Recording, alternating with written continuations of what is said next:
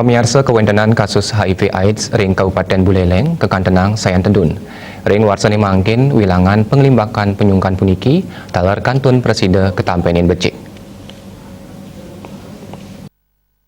Parindikan inucap kabawasang langsung oleh Wakil Bupati Buleleng Inyoman Sucitra ringgalah sane lintang. Ring awarse ungkuran kantos bulan Oktober warse kalih tali kalih dase wilangan indek panglimbakan nyane nenten langkungan sata kasus taler penglalah nyane akehan rauh saking Dure Kabupaten Buleleng. Manut dane penyuluhan patut pisan kelaksanayang sajrone ngicenen penguruhan majeng krama, indek kasujatian krama sanikeni HIV/AIDS mangde nenten kasepekang.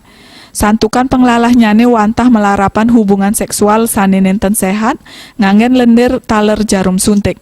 Pamekas ring Buleleng sane dangan pisan keni virus puniki inggih punike tatkala mayuse produktif. Para jana miwah dewasa pantaraning yuse 3 dasa kantos setiman. Pinake utsaha neus penglalah mangde sida neus nenten langkungan kalih wilangan nyabran bulanyane. Akehan kramo sanikeni panglalah saking wira swasta. 20 ini melandai, artinya tidak terjadi lonjakan yang luar biasa. Jadi kita masih bisa menekan, tapi walaupun ada 2 digit, tapi masih di angka di bawah 200 penambahan kasus setahunnya. Nah, itu pun banyak juga kasus-kasus yang import tadi terkena di daerah lain, tetapi karena mereka berKTP di Buleleng, kita masukkan di daerah Buleleng. Angka penularan memang masih tetap yang tertinggi itu di usia-usia ya reproduksi, usia-usia produktif. Itu yang masih tertinggi di kisaran umur angka 20 sampai 45 tahun.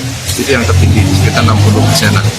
Dan ini yang mungkin kita harus terus memberikan pemahaman-pemahaman sehingga nantinya angka infeksi baru HIV/AIDS itu bisa, target kami sih di bawah 2 digit sebulan-sebulan.